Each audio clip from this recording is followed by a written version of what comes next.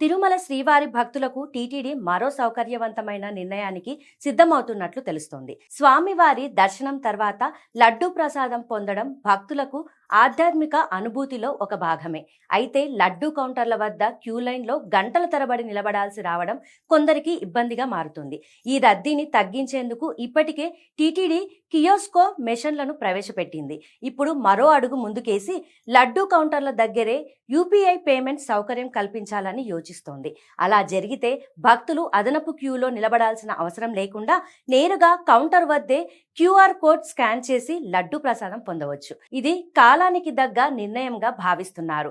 Digital చెల్లింపులు సాధారణమైన ఈ రోజుల్లో టీటీడీ తీసుకున్న ఈ ఆలోచన భక్తులకు మరింత సౌలభ్యం కలిగించనుంది.